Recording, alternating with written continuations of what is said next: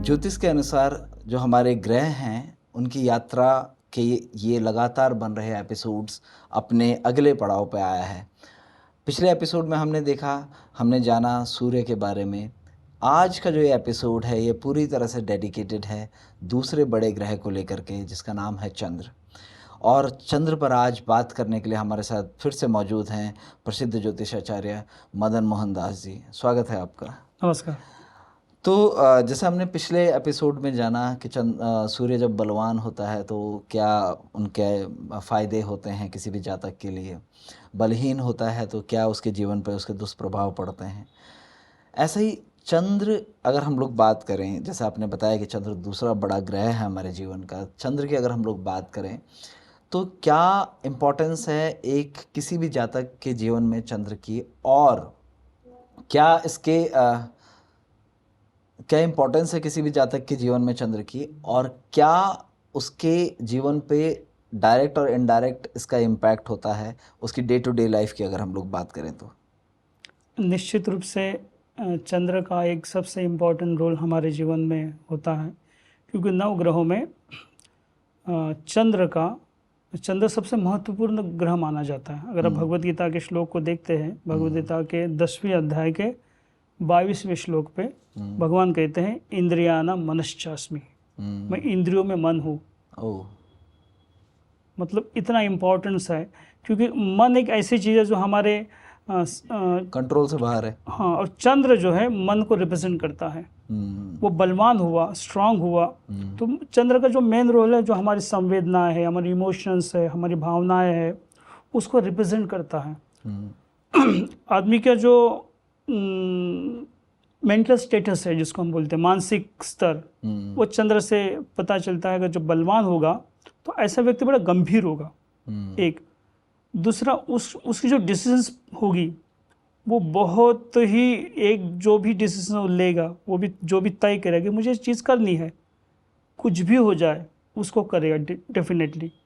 और कोई चाहेगा कि इसको मैं उस कार्य से रोक कर किसी और कार्य में डाइवर्ट करने का प्रयास करूं, तो वेरी डिफ़िकल्ट। ऐसे व्यक्ति को बड़ी आसानी से कोई डाइवर्ट नहीं कर सकता, क्योंकि मानसिक बल इतना होता है, इतने स्ट्रांग होते हैं मेंटली वो, कि कोई भी उनको आसानी से डाइवर्ट नहीं कर सकता। जैसे आपने बताया कि मन को रिप्रेजेंट करता है, और आप कह रहे हैं कि ये सब इंद्रियों में सबसे महत्वपूर्ण है मन। तो एक शब्द जो अमूमन हम पढ़ने में आता है जब हम लोग आध्यात्मिक रूप से कोई स्टडी करते हैं, जिसको कहते हैं जितेंद्रिय। मोस्टली हनुमान जी के लिए वो इस्तेमाल किया जाता है। हाँ, तो जिसने अपनी इंद्रियों को जीत लिया हो। तो इंद्रियां, अगर हम लोग साइंस को देखें आज के टाइम पे, अगर हम देखें तो हम लोग मोस्टली 5 सेंसर्स की बात करते हैं। 5 जो फिजिकल सेंसर्स हैं, आईज हो गया, नोज हो गया, ईयर हो गया, है ना, टच हो गया, पंचेंद्रियां जो ज्ञानेंद्रियां हैं, जो बेसिकली जिनको कहते हैं। मन की आपने बात करी और आपने उसको इंद्रिय कहा, और उसको कहा कि जो चंद्र है वो उसका जिसे कहते हैं कि उसका रिप्रेजेंटेटिव है, चंद्र उसको रिप्रेजेंट करता है। तो क्या मन को कंट्रोल करने के लिए, मन पे लगाम लगाने के लिए चंद्र का इस्तेमाल हम कर सकते हैं, और क्या कुछ ऐसा तरीका भी है जिसको, क्योंकि बहुत सारे बच्चे इस एपिसोड को देखेंगे या बहुत सारे युवा इस एपिसोड को देखेंगे और वो चाहेंगे, उनको तमाम लोगों को फोकस करने में, किसी भी एक चीज़ में अपने ध्यान को केंद्रित करने में दिक्कत होती है, मन को केंद्रित करने में दिक्कत होती है। तो क्या कुछ ऐसा भी है कि जिससे उस पर फोकस किया जा सके, मन को केंद्रित किया जा सके किसी चीज़ में जो उनके करियर में या उनकी ज़िंदगी में उनको लाभ पहुंचाने वाली है? मतलब रेमेडीज़ कह रहे हैं? रेमेडीज़ एक, और ऐसी रेमेडीज़ तो देखिएगा, अगर किसी का कमज़ोर है वो एक प्रॉब्लम के लिए रेमेडी का इस्तेमाल करेगा। मैं बात कर रहा हूँ एक जनरल टॉपिक की, वो रेमेडी में भी ना हो, लेकिन ये हो कि हाँ, अगर हमें मन को स्थिर करना है तो उसके लिए क्या प्रैक्टिस की जा सकती है? देखिए, बेसिकली इसके अब सबसे पहले ये समझना होगा कि ये जो मन है वो कहाँ से कंट्रोल होता है। ये चंद्र जो है उसका रिप्रेजेंटेटिव है। चंद्र से ही ये देखा जाता है कि उसकी मन की स्थिति क्या है। अगर उसका चंद्र खराब है तो उस तरह से रिएक्ट करेगा, उसका चंद्र बहुत अच्छा है तो वो उस तरह से रिएक्ट करेगा। तो चंद्र जो है उसका मूल जड़ है मन को।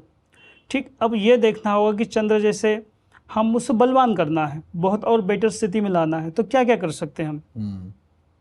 इसमें सबसे पहले जो है चंद्र माँ को रिप्रेजेंट करता है। कुछ प्रैक्टिकल बताते हैं, बिल्कुल, कुछ फिर स्पिरिचुअल ज्योतिषी जो उसके रेमेडीज है या चंद्र को हम कैसे स्ट्रॉन्ग कर सकते हैं। तो चंद्र जो है माँ को रिप्रेजेंट करता है, ठीक है। तो चंद्र बलवान होने पे उस व्यक्ति का माँ के साथ जो रिलेशन होगा वो बहुत मधुर होते हैं। माँ से उसको बहुत लाभ होगा और उसके लाइफ में जो अचीवमेंट्स होगी उसमें माँ के गाइडेंस का, उसके ब्लेसिंग्स का सबसे इम्पोर्टेंट रोल होगा। अब रही बात उसको ठीक करने के लिए जो और भी रेमेडीज है, उसमें मेडिटेशंस बताते हैं हम लोग, प्राणायाम बताते हैं, सत्संग बताते हैं, अच्छे लोगों की संगत बताते हैं, भगवान के नाम का भजन करे, कीर्तन करे, ध्यान लगाए, मेडिटेशंस करे। और दूसरी बात, आहार सात्विक होना चाहिए, क्योंकि चंद्र जो मन को रिप्रेजेंट, जैसे शास्त्र कहता है आहार शुद्ध सत्व शुद्ध। अगर आपका इनटेक अच्छा है, आहार शुद्ध है, तो आपकी मन की स्थिति भी शुद्ध रहेगी। तो ये बहुत इंपॉर्टेंट रोल है इसका, आहार का। दूसरा, चंद्र बलवान करने की फिर कई रेमेडीज भी, जैसे ये तो मैं बता रहा हूँ कि चंद्र बलवान होने पे क्या क्या उसके रिजल्ट्स होते हैं। अगर ये खराब हो जाता है तो उसके भी कई रेमेडीज, उपाय हम बताते हैं। लेकिन पता कैसे चले कि चंद्र इस समय खराब चल रहा है? हाँ, बलहीन है, जैसे चंद्र बलहीन होने पे वो कैसे रिएक्ट करेगा वो व्यक्ति। सबसे पहले वो बहुत चंचल होगा, ठीक है। उसको पढ़ाई के लिए बोलिए बैठने के लिए कि किताब लो पढ़ो, वो बहुत लंबे समय तक नहीं बैठ पाएगा, स्थिर नहीं रह सकता, मेंटली स्टेबल नहीं है वो, बहुत फ्लक्चुएटिंग माइंड है।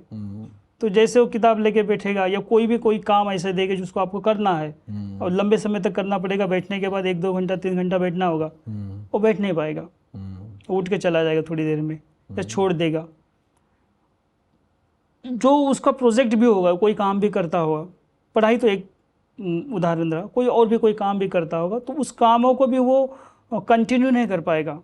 फिर बोला मेरा मन नहीं लग रहा, मैं काम तो कर रहा था, इस काम में अच्छा नहीं लग रहा, कुछ और फिकल माइंडेड बहुत ज़्यादा माइंड बहुत फ्लक्चुएट होता है कि वो कोई भी काम नहीं कर पाता और रिएक्ट तुरंत करेगा। कोई आप उसको अच्छा बोलो तुरंत रिएक्ट करेगा, आप उसको बुरा बोलो तुरंत रिएक्ट करेगा, और रिएक्शन एकदम इंस्टेंट, मन की गति से। हाँ, और यही बलवान होगा तो आप उसको बहुत अच्छा बोलो तो भी बहुत जल्दी रिएक्ट नहीं करेगा, शांत सुनेगा। अब उसको बहुत ज़्यादा अपमानित करेंगे, उसको ब्लेम करेंगे, तभी वो शांत रहेगा। तो इतना अंतर तो होता है। दूसरा, ऐसा व्यक्ति कोई बात करेगा तो बहुत जल्दी इमोशंस बह जाते हैं उसके, वो रोने लगेगा, अपने आप को कंट्रोल नहीं कर पाएगा, मतलब अपनी इमोशंस को कंट्रोल नहीं कर पाता। वही बलवान होगा तो पूरे धैर्य के साथ, परिस्थिति बहुत खराब हो रही है, वो कुछ ऐसी घटना उसके साथ घट गई, पर जब वो बताएगा तो बहुत पेशेंस के साथ बताएगा, इतना धैर्य उसमें होगा। और जिसका खराब होगा वो बह जाएगा। और एक चीज़ और देखी गई कि कई बार वो इतना खराब स्थिति में चला जाता है कि अपनी बातों को प्रॉपर वे से पुटअप नहीं कर पाता, बता नहीं पाता, एक्सप्लेन नहीं कर पाता, बह जाता है। मतलब कुछ भी कैसे भी इस तरह से जो चंद्र खराब होने पे आप कह रहे हैं कि जैसे वो अपनी बातों को बहुत स्पष्ट नहीं कर पाता है, तो क्या ये भी तो एक फिकल माइंडेडनेस की एक एग्जाम्पल हो सकता है कि वो सोच कुछ रहा है, बताना कुछ और चाह रहा है, लेकिन तब तक वो फिर उसके दिमाग में कुछ नई चीज़ आ गई और वो लगातार उन थॉट्स के बीच में फंस गया, क्योंकि थॉट्स बहुत सारे आ रहे हैं एक साथ माइंड में। क्या मैं सही इसका वो कर पा रहा हूँ? हाँ, सही कह रहे हैं कि चंद्र खराब होने पे मेंटली एक चीज़ और देखी गई है कि चंद्र जब खराब होता है तो ऐसा व्यक्ति ना अंधेरे से बहुत डरता है।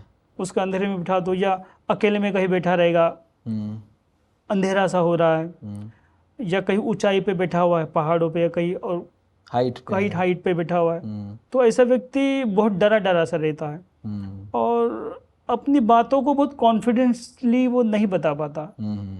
वो उसका सिम्टम्स है, आत्मविश्वास की कमी रहती है बहुत ज़्यादा।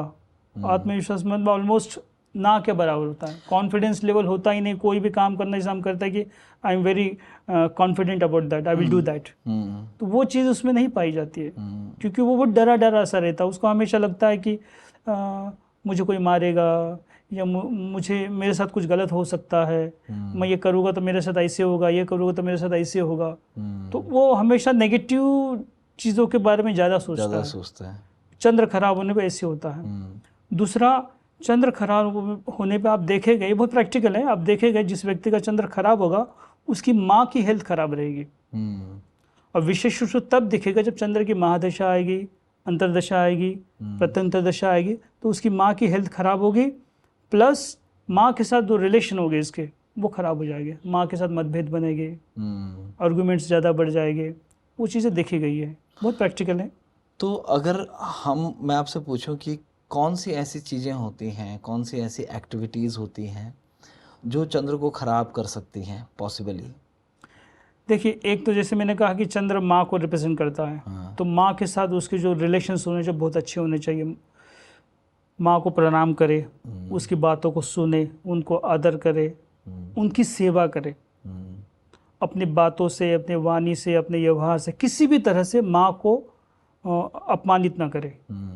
अब ये तो चंद्र से रिलेटेड है, इसका मतलब ये नहीं कि परिवार के जो अन्य सदस्य हैं, जो पिताजी हो गए, बड़े बुजुर्ग हो गए, उनको प्रणाम ना करें, उनको भी प्रणाम करें, पर विशेष रूप से जहाँ पर चंद्र की बात कर रहे हैं तो ये विशेष रूप से ध्यान देना होगा कि माँ के साथ रिलेशंस किसी भी स्थिति में खराब नहीं होनी चाहिए। उनकी सेवा जितनी करेंगे, क्योंकि बलवान चंद्र में एक बताया जाता है कि जिसका चंद्र बलवान है वो माँ की कृपा से ही अपलिफ्ट करता है। उसकी माँ की कृपा विशेष होती है, अटैचमेंट माँ के साथ बहुत अच्छी होती है उसकी। एक चीज़ तो ये रही, तो माँ का आदर करें। दूसरा, ऐसे व्यक्ति को मेडिटेशंस पे विशेष ध्यान देना चाहिए, जिससे उसका चंद्र खराब स्थिति में नहीं जाए। तीसरा भी स्पिरिचुअल रेमेडीज़ है, स्पिरिचुअल कुछ ऐसे पार्ट्स है जिसको हम बताते हैं, ज्योतिषी जो उपाय है उसमें हम बताते हैं कि किस तरह से आप इन चीज़ों को बनाए रखें ताकि आपका चंद्र जो है किसी भी स्थिति में खराब ना हो। क्या होता है आदमी, कोई भी एक आम आदमी को मैं अगर की समझ से मैं इस बात को पूछूं कि एक आदमी क्या ऐसे कार्य कर लेता है कि उसका चंद्र जो है वो खराब हो?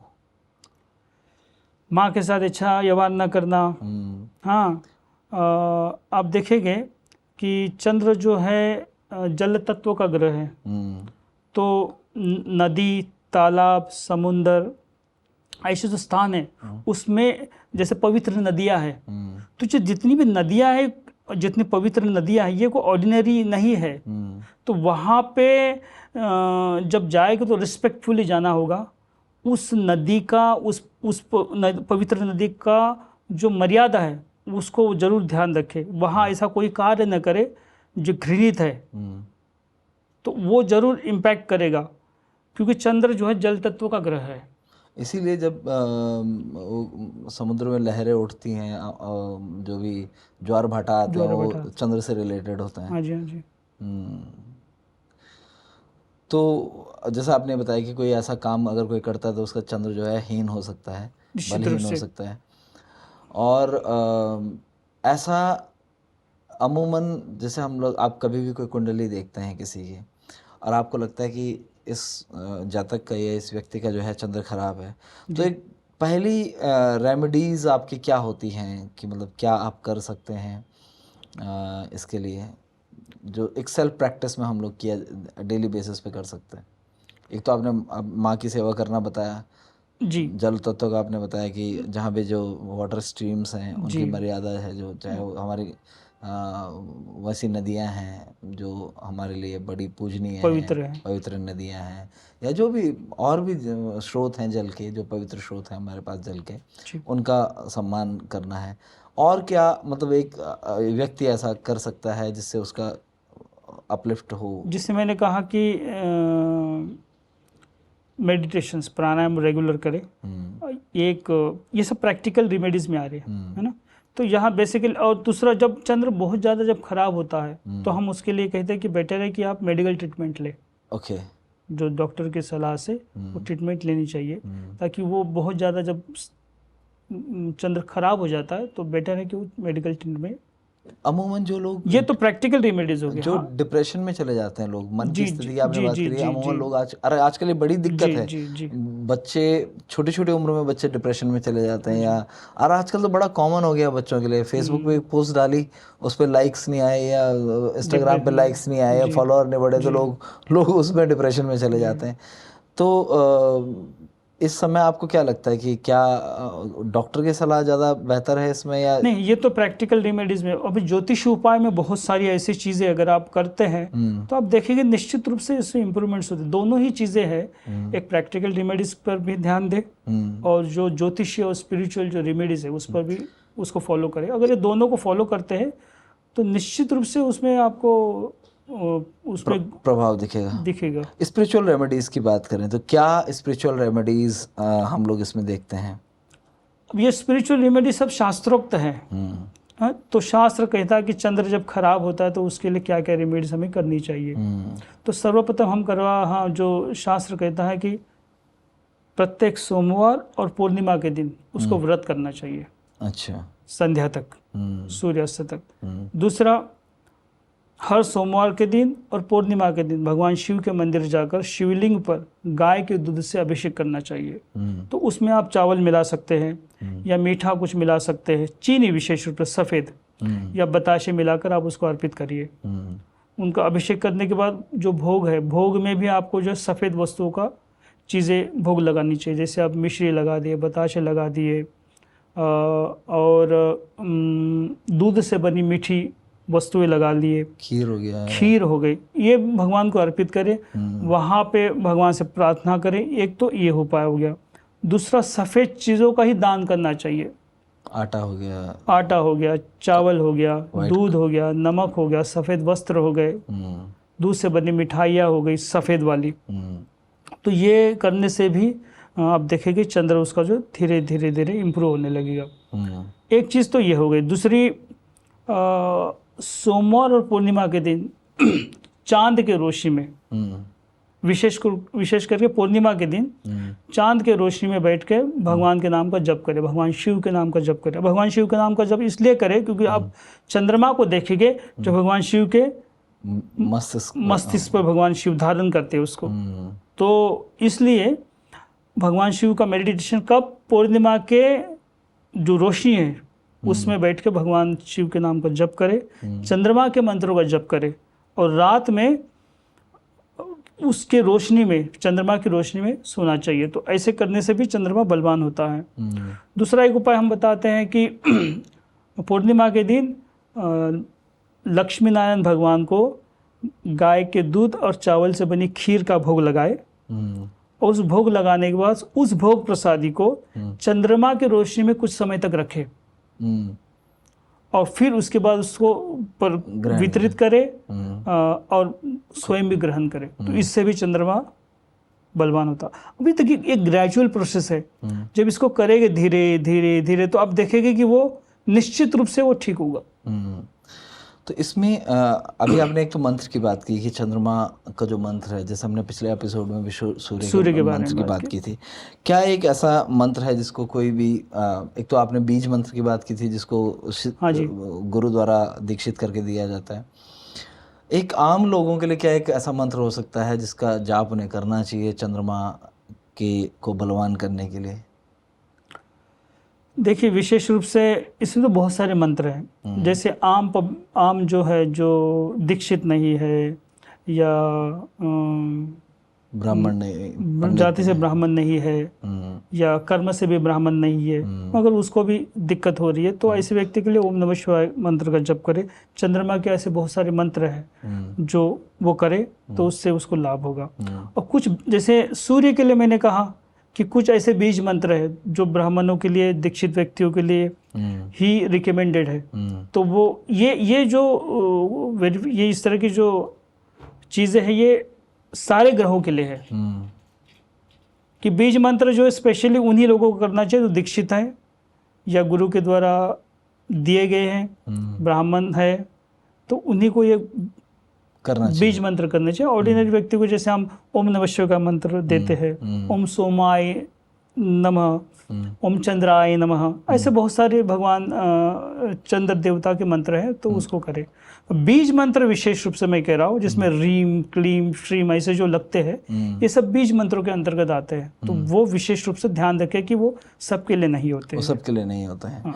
ओके, अगर हम लोग बात करें अभी आपके एक्सपीरियंस में, जो आपका अनुभव रहा है ज्योतिष के साथ, कोई ऐसा एग्जाम्पल आप हमारे दर्शकों को बताना चाहें, उनसे साझा करना चाहें, जिसमें किसी का चंद्र खराब रहा और उसको आपके रेमेडीज से बड़ा इम्पैक्ट उसके ऊपर पड़ा हो, बड़ा आराम मिला हो? एक्चुअली मेरे पास जो केसेस आए ना, वो आई मेरे पास जिसका चंद्र बहुत खराब, पर वो बहुत लास्ट स्टेज में, फोर्थ स्टेज, मतलब ग्रह ने जो उसका प्रभाव डालना था, उसको जो खराब करना, डैमेज करना, जितना डैमेज कर सकता था वो उसने डैमेज कर दिया। देखिए आप भी देखते हैं, जैसे हम कोई बीमार है, अगर इनिशियल स्टेज में आ जाता है आपके पास, तब तो आप फर्स्ट स्टेज है, सेकंड स्टेज है, तो ट्रीटमेंट आप ठीक कर दोगे। फोर्थ स्टेज पे अगर वो कोई पेशेंट आएगा आपके पास, तो वेरी डिफिकल्ट टू रिकवर। तो मेरे पास जो केसेस ज़्यादातर आई, वो बहुत ज़्यादा डैमेज होने के बाद आई। तो उस स्टेज में तो बड़ा मुश्किल होता है कि ऐसे व्यक्ति में क्या रेमेडीज हम करें। मैं ये ज़रूर सभी से निवेदन करता हूँ कि आप अपनी पत्रिका तब दिखाएं जब आप नॉर्मल हो। बेसिकली कब आते हैं, जब उनको बहुत ज़्यादा प्रॉब्लम्स क्रिएट हो जाती लाइफ में, चारों तरफ से रास्ते बंद हो गए, बहुत ज़्यादा प्रॉब्लम स्टार्ट हो गई, तब ज़्यादातर आते हैं कि देखिए। तो ऐसे 2-3 केसेस तो आए मेरे पास, पर बहुत लेट हो गए। आपने स्टेजेस की बात करी, आपने कहा फर्स्ट स्टेज, सेकंड स्टेज, तो मैं आपकी बात से एक अजम्पशन लगा पा रहा हूँ, एक अनुमान लगा पा रहा हूँ कि ये स्टेजेस जब भी रही होंगी तो वो शायद कोई मेडिकल एक केसेस रहे होंगे। तो क्या चंद्र का हेल्थ पे असर पड़ रहा है? डेफिनेटली आपका मन खराब होगा। मन मानसिक एक अलग चीज होगी, फिजिकल हेल्थ की मैं बात कर रहा हूँ। क्या इसमें फिजिकल हेल्थ पे भी इसका असर है? चंद्र मन को तो रिप्रेजेंट करता है, प्लस चंद्र से रिलेटेड बीमारियां देता है। हार्ट से रिलेटेड बीमारी देगा, कफ कोल्ड से रिलेटेड बीमारियां देगा, और कई बार ब्लड सर्कुलेशन से रिलेटेड भी बीमारियां देता है। मुख्य रूप से ये हार्ट से रिलेटेड, थ्रोट से रिलेटेड और कफ एंड कोल्ड से रिलेटेड ही बीमारियां मुख्य रूप से ये देता है। और कई बार स्किन से रिलेटेड भी देता है, बट डिपेंड करता है ये किस नक्षत्र से कनेक्टेड है ये भी। परंतु मुख्य रूप से कफ एंड कोल्ड, हार्ट से रिलेटेड और ब्लड सर्कुलेशन रिलेटेड, और ये जो हम कफ एंड कोल्ड में सर दर्द वगैरह, तो वो चीज़ें होनी है। तो ये विशेष रूप से चंद्र बेसिकली जो आपका चेहरा हो गया और चेस्ट हार्ट का ये एरिया है, इस एरिया से रिलेटेड ज़्यादातर बीमारियों के लिए चंद्र जो है वो जिम्मेदार है। तो कोई एक अगर हम लोग देखें इसको कि मतलब आपके अनुसार अगर हम लोग देखें कि किसी भी इंसान को अगर अपने चंद्र, जैसे आपने बताया कि अपना चंद्र अगर उसको स्ट्रॉन्ग करना है और उसको उस चंद्र के प्रभाव का फ़ायदा उठाना है, तो उसे मेडिटेशन और ऐसी सारी एक्टिविटीज़ करनी चाहिए जो आपको फोकस पे बढ़ाने में आपका हेल्प करती हैं जी। क्या लोगों को, जैसे अभी मन की आपने बात करी, तो ज़्यादातर केसेस में जो हमारे व्यूअर्स हैं उनको दिक्कत मोस्टली बच्चों के साथ होती है कि उनका मन जो है वो बड़ा चंचल है और बड़ी चीज़ों पे फोकस नहीं कर रहे हैं। और हम लोग ज़्यादातर सॉल्यूशन उन्हीं चीज़ों का ढूंढते हैं जिनमें हम प्रॉब्लम महसूस करते हैं।